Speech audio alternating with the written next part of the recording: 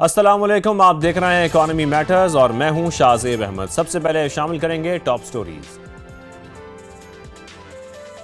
शरह सूद में 2 साल बाद 1% इजाफा 10.5 से बढ़ाकर 11.5% कर दी गई। मॉनेटरी पॉलिसी का ऐलान कर दिया गया। स्टेट बैंक के मुताबिक आलमी मंडी में तेल की बढ़ती कीमत और सप्लाई चेन मईशत पर असरअंदाज हुई, जिससे मुल्क में महंगाई का मंजरनामा भी तब्दील हुआ। जापानी कारसाज कंपनी का पाकिस्तान में मकामी सतह पर पुर्जों की तैयारी में सरमायाकारी बढ़ाने का ऐलान। बोर्ड ऑफ डायरेक्टर्स ने लोकलाइजेशन इन्वेस्टमेंट प्रोजेक्ट पर सरमायाकारी को मजीद 1 अरब रुपए बढ़ा दिया। अब मजमूई तौर पर 5 अरब 10 करोड़ इन्वेस्ट किए जाएंगे। और पाकिस्तान में सीमेंट महंगा, ईरान से स्मगल होकर आने वाला सस्ता। मुसाबकती कमीशन ने सेक्टर में गठजोड़ के खतरे की निशानदेही कर दी। रिपोर्ट में बताया गया कि 27 प्लांट्स 16 कंपनियां चला रही हैं। 56% मार्केट पर सिर्फ 4 बड़ी कंपनियों का कंट्रोल है। अब आपको बताएं, जिक्र करेंगे गैर मुल्की करेंसीज का। इंटरबैंक में डॉलर आज 3 पैसे सस्ता हुआ, जिसके बाद इसकी कीमत 278 रुपए 82 पैसे पर आ गई है। यूरो का जिक्र करें तो इंटरबैंक में 1 रुपया 55 पैसे की महंगा हुआ। बरतानवी पाउंड भी 1 रुपया 97 पैसे महंगा हुआ है, जिसके बाद इसकी कीमत 377 रुपए 65 पैसे पर पहुंच गई है। गोल्ड की मार्केट पर नजर दौड़ाते हैं। मुल्क में सोने की कीमत में मामूली इजाफा देखा जा रहा है। फी तोला 800 रुपए महंगा हुआ है, जबकि कीमत अब 4,93,962 रुपए पर आ गई है। 10 ग्राम के हवाले से आपको बताएं, यह कीमत 686 रुपए बढ़ गई है। फिर इंटरनेशनल मार्केट को देखा जाए तो गोल्ड $8 फी ओंस महंगा हुआ है, जिसके बाद कीमत $4,716 पर पहुंच गई है। आज के मौजू की तरफ आते हैं। आज के प्रोग्राम में बात होगी सोलर सार्फिन पर सख्त शराइत के इतलाक की। नेपरा की जानिब से 1 से 25 किलोवाट के छोटे सार्फिन पर लाइसेंस की शर्त और फी किलोवाट फी के निफाज ने नया तूफान खड़ा कर दिया है। नेशनल ग्रिड को ग्रीन एनर्जी देने वालों को सख्त रेगुलेशन में जकड़ दिया गया। एक तरह से डिस्को से इजाजत को भी नेपरा के हवाले कर दिया गया। इससे पहले 25 किलोवाट से बड़े सार्फिन पर लाइसेंस की शर्त आई थी। अवामी रद्द-ए-अमल की बात की जाए तो हुकूमत फैसले से पीछे हटने लगी है। पावर डिवीजन ने नेपरा को सख्त शराइत वापस लेने का कह दिया है, लेकिन बात यहां पर यह सोचने की है कि हुकूमत ने यह फैसला क्यों किया है, इसके पीछे वजूहात क्या हैं, फिर अपने फैसले पर कायम क्यों न रह सकी। क्या हुकूमत ने सोलर से बिजली को अपने लिए खतरा समझ लिया है, क्या वजह है, या फिर क्रॉस सब्सिडी के मामले का बेहतर हल ना निकालने पर गुस्सा सोलर सार्फिन पर निकाला जा रहा है। मौजूदा एनर्जी क्राइसिस को देखा जाए तो हुकूमत की सबसे ज्यादा मदद सोलर सार्फिन ने की है। ये मुसलसल तमाम एक्सपर्ट्स कहते रहे हैं, इकोनॉमिस्ट कहते रहे हैं, एनर्जी एक्सपर्ट्स कहते रहे हैं, जिसके बायस दिन के औकात में लोड शेडिंग का सामना भी नहीं करना पड़ रहा। हमारे साथ आज मौजूद होंगे पावर डिवीजन के energy adviser engineer Syed Faizan Ali साहब और सोलर एसोसिएशन के वाइस चेयरमैन हसनात खान साहब। इससे पहले आपको दिखाते हैं ज़हीर अली खान की रिपोर्ट, फिर डिस्कशन आगे करते हैं। सोलराइजेशन ने जहां सनती और घरेलू सार्फिन को रिलीफ दिया, वहीं हुकूमत को भी लोड शेडिंग के संगीन बुरान से बचाने में मदद की। मगर नेपरा की हालिया पॉलिसियां नेट मीटरिंग के फ़रोग में बड़ी रुकावट साबित हो रही हैं। नेपरा ने सोलराइजेशन की हौसला अफजाई करने के बजाय इसे सख्त रेगुलेशन के शिकंजे में लाने की ठान ली। तारीख में पहली बार 1 से 25 किलोवाट तक के छोटे सोलर सार्फिन भी रडार पर आ गए। नेपरा ने फी किलोवाट 1000 रुपए फीस और लाइसेंस के उसूल की शर्त रख दी। इससे कबल ये इख्तियार तकसीम कार कंपनियों यानी डिस्कोज के पास था, जो बगैर किसी फीस के दरखास्त वसूल करके नेट मीटरिंग की इजाजत जारी करती थी। अवाम ने हुकूमत से नई सोलर पॉलिसी पर फौरी नजरसानी का मुतालबा कर दिया है। पहले सोलर को प्रमोट किया कि भाई सोलर ज़्यादा से ज़्यादा लगवाएं, ठीक है। अब जब लगवाया इन्होंने कहा जी और कहीं से इनकम नहीं है, ये एक नया तरीका इन्होंने शुरू कर दिया है लोगों को लूटने का। गवर्नमेंट को जितना हो सके इस सिचुएशन में और आगे के लिए भी नेट मीटरिंग और सोलराइजेशन को सपोर्ट करने चाहिए। गवर्नमेंट को जो सार्फिन है उनका जो है उनकी तकलीफ का एहसास करना चाहिए। अवाम के सख्त रद्द अमल पर पावर डिवीजन ने नोटिस लेते हुए नेपरा को फैसले पर नजरसानी की बाकायदा दरखास्त कर दी। वजारत तवानाई हुकाम का कहना है कि 2015 के रेगुलेशन बहाल किए जाएं, क्योंकि पुराना तरीकाकार सार्फिन के लिए फायदा मंद था। वफाकी वजीर तवानाई अवैस लगारी के मुताबिक हुकूमत अवाम को सहूलत देना चाहती है। दूसरी जानिब पाकिस्तान सोलर एसोसिएशन और PPIB ने भी मौजूदा ज़वाबित पर एतराज उठाते हुए नेपरा से फैसले की वापसी का मुतालबा किया है। इस वक्त पाकिस्तान में नेट मीटरिंग के जरिए 6000 मेगावाट से जायद बिजली पैदा हो रही है, जबकि 12000 मेगावाट से जायद ऑफ ग्रिड सोलर सार्फिन कौमी नेटवर्क पर बोझ कम करने में मुआविन साबित हो रहे हैं। ऐसे वक्त में जब मशरक़ वस्ता की सूरत हाल और बहरी रास्तों की बंदिश के बायस आलमी मारेल की कीमतें बढ़ रही हैं, मकामी सतह पर सोलर एनर्जी की हौसला शिकनी हुकूमत के लिए बड़ा चैलेंज बन सकती है। कैमरामैन ज़ियाफत अब्बासी के साथ ज़हीर अली खान, समा इस्लामाबाद। ये डिटेल रिपोर्ट ज़हीर अली की आपने देखी। यहाँ पर बात करेंगे अपने मेहमानों से। फैज़ान अली साहब, पहले मैं आपकी जानिब आऊँगा। अब फैज़ान साहब, कन्फ्यूजन बहुत ज़्यादा है और हम चाहते हैं कि हम आज बहुत आसान तरीके से इन सब बातों को समझ सकें। जो हमारे नाजरीन हैं, जो देख रहे हैं, जिनके घरों पर सोलर पैनल्स लगे हैं, वो ये बात समझ सकें कि प्रॉब्लम और कन्फ्यूजन क्या है। जो लाइसेंस और फीस की बात की गई है, जो हम देख रहे हैं, ये सिर्फ उन लोगों के लिए थी जो नेशनल ग्रिड को बिजली देते हैं। जो ऑफ ग्रिड हैं, उनका इससे कोई ताल्लुक नहीं है। पहली बात तो हम ये क्लियर कर लें। जी बिल्कुल, आपकी बात बजा है। इसमें जो नेट मीटर के जो कंज्यूमर्स हैं या जो ऐसे कंज्यूमर्स हैं जो अपने सोलर सिस्टम से फीडबैक भी करते हैं, ठीक है, सिर्फ उनके लिए ये शर्त इन्होंने लागू की थी नेपरा ने। उसके अलावा अगर कोई ऑफ ग्रिड है या कोई ऐसा सोलर कंज्यूमर है जिसने अपने घर पे सोलर लगाया हुआ है लेकिन वो ग्रिड को फीडबैक नहीं कर रहा या जिसने नेट मीटरिंग नहीं की हुई, उसके ऊपर ये कंडीशन लागू नहीं होती। सही। और फैज़ान साहब, अगर हम थोड़ा सा बैकग्राउंड पे जाएं तो पहले ऐसा होता था कि जो अप्रूवल्स होते थे वो सिर्फ अप्रूवल्स की हद तक होते थे। अगर हम 25 किलोवाट से जो कम यूज़ करने वाले सार्फिन हैं उनकी बात करें और वो अप्रूवल में बात ख़त्म हो जाती थी। लेकिन अब ये हो रहा है कि जो 25 किलोवाट से कम भी इस्तेमाल करते हैं उनको एक तो नेपरा से इसकी जो हमने देखा है कि लाइसेंस लेना पड़ेगा और साथ में 1000 रुपये जो फ़ी है पर किलोवाट वो भी पे करनी होगी, लेकिन ये वन टाइम फीस होगी। ये भी बात आप क्लियर कीजिएगा।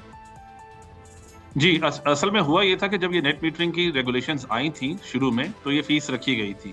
उसके बाद तकरीबन 2020 में 21 में इसको ईज ऑफ डूइंग बिजनेस के लिए और लोगों को फैसिलिटेट करने के लिए नेपरा की ही जानिब से 25 किलोवाट से जो नीचे के जो कंज्यूमर्स थे या जिन्होंने नेट मीटरिंग करवानी थी उनके ऊपर से ये शिक खत्म कर दी गई थी टू इनकरेज सोलर।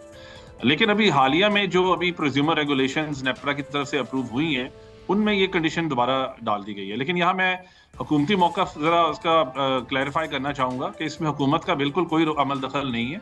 हुकूमत ने बल्कि इसको रिजेक्ट किया था, इसको सपोर्ट नहीं किया था। लेकिन जो इंडिपेंडेंट रेगुलेटर है, जिसको हम नेपरा कहते हैं, पावर सेक्टर का जो रेगुलेटर है, उसने अपने तय आप ये फैसला किया कि ये फीस होनी चाहिए और नेपरा तक ईच एंड एवरी एप्लीकेशन आनी चाहिए, चाहे वो 5 किलोवाट की है, चाहे वो 10 किलोवाट की है, 25 किलोवाट की है या उससे ऊपर है, सारी एप्लीकेशंस उन तक आनी चाहिए और उसकी पर किलोवाट के हिसाब से फीस भी होनी चाहिए। इसमें फिर जब हियरिंग भी हुई थी, जब पब्लिक हियरिंग करती है रेगुलेटर, तब भी इसके अगेंस्ट ही स्टांस लिया था हुकूमत ने। लेकिन अनफॉर्चुनेटली नेपरा ने जब प्रोज्यूमर की रेगुलेशंस फरवरी 8 को इशू की तो उसमें ये शिक फिर भी थी। और ये अभी जब मीडिया की रिपोर्ट्स के मुताबिक और ये हालिया में जो इश्यूज आए हैं उसी को मद्देनजर रखते हुए और ईज ऑफ डूइंग बिजनेस को देखते हुए इसको दोबारा से हुकूमत ने इसको दोबारा चैलेंज किया। एक तो उस वक्त पब्लिक हियरिंग में भी चैलेंज किया था और अभी दोबारा आपने मीडिया की रिपोर्ट्स में भी देखा होगा कि लेकिन अगर ये दोबारा चैलेंज हो रही है, इसका मतलब है कि इसमें कोई प्रॉब्लम तो है। पहली बात, अगर ये फैसला किया गया है, नेपरा ने ऐसा फैसला किया है, तो उसके पीछे कुछ वजूहात तो होंगी। वो वजूहात आप हमसे शेयर कर सकते हैं, फिर मैं हसनात साहब की तरफ जाऊँ। जी अच्छा, ये तो नेपरा के अगर आप रिप्रेजेंटेटिव को ऑनलाइन लें तो उन्हीं को बता सकते हैं।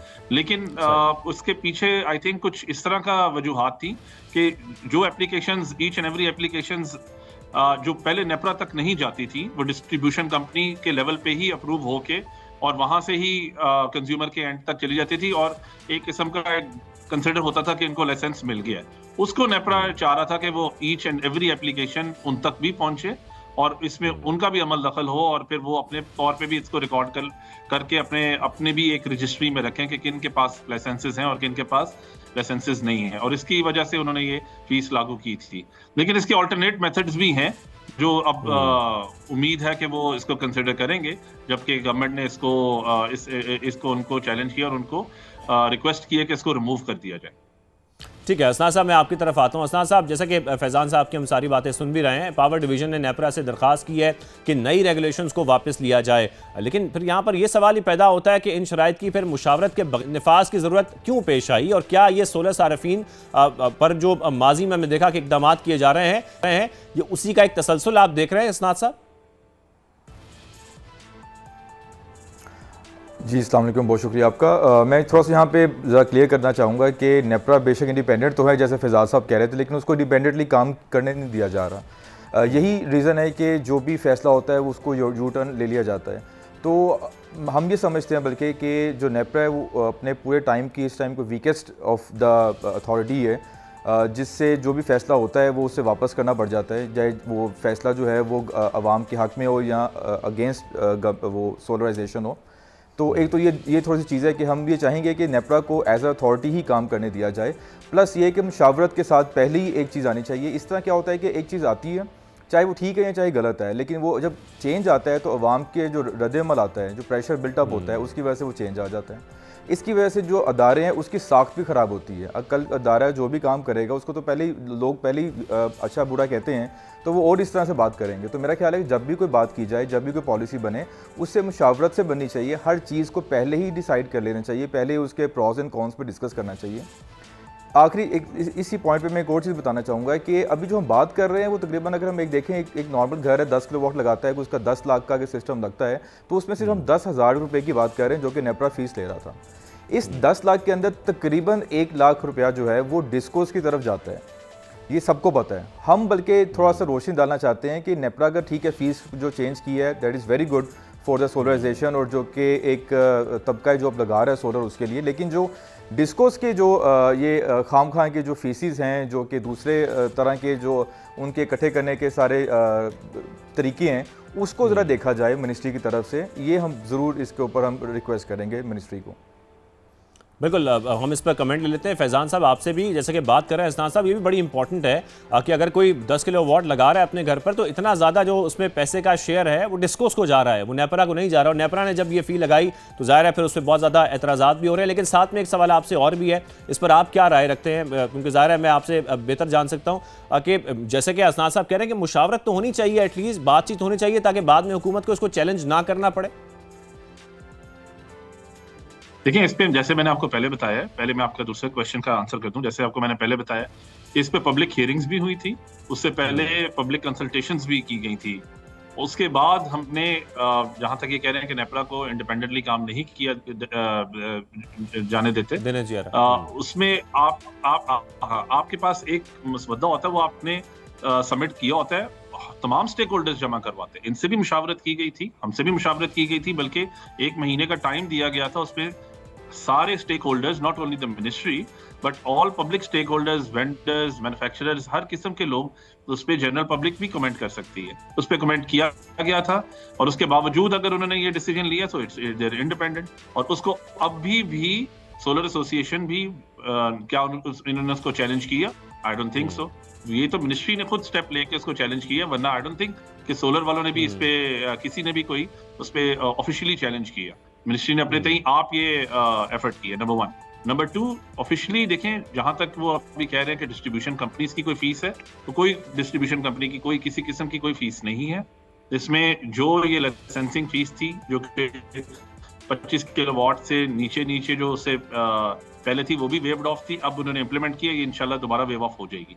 उससे ऊपर जो 25 किलोवाट से जो ऊपर सिस्टम्स हैं, उनमें देखें उन्होंने स्टडीज आपने सबमिट करनी होती हैं जो इंडस्ट्रियल लेवल की होती हैं, उसके ऊपर तो चलें समझ आता है और वो फीस वैसे भी रहेगी। लेकिन उसके आप यहाँ पर फैजान साहब आप ये कह रहे हैं कि 25 किलोवाट से जो छोटे सार्फिन हैं उनके ऊपर डिस्कोस के किसी किस्म के कोई चार्जेस नहीं है, कोई पैसा डिस्कोस को नहीं जाता? नहीं, उसके अलावा कोई किसी किस्म का पैसा नहीं जाता, अपार्ट फ्रॉम जो मीटरिंग चार्ज है और उसके अलावा जो डिमांड नोटिस है, जो कि बहुत थोड़ी सी उसकी फीस होती है। लेकिन इसके अलावा मैं यही तो आपको क्लैरिफाई करूं, इसके अलावा अगर कोई कंज्यूमर से डिमांड करता है, आप हमें हाईलाइट जरूर करें। और या इसके अलावा अगर कोई स्पीड मनी के तौर पे या कोई XYZ कहता है कि हमें पैसे दे, तो ये कंज्यूमर का भी फर्ज बनता है कि वो जाके मिनिस्ट्री में कंप्लेन करें और बताए कि भाई ये हमसे ये हम हसनान साहब से जानने की कोशिश करते हैं ब्रेक के बाद कि जिस पैसे की वो जिक्र कर रहे हैं जो डिस्कोस को जाता है वो कौन सा पैसा है। ब्रेक शामिल करते हैं, रहिए।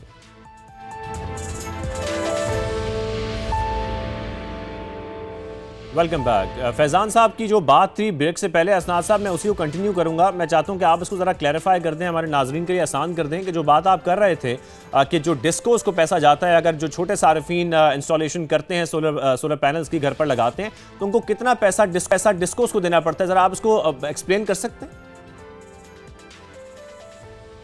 जी बिल्कुल मैं कर सकता हूँ। पहले तो मैं अप्रिशिएट करूँगा कि मिनिस्ट्री ने जो ये कदम उठाया है और नेपरा को कहा है कि फ़ीस ख़त्म करे या कम करे। But personally we are not against any official fees of DISCO और NEPRA. We are against the speed मनीज़।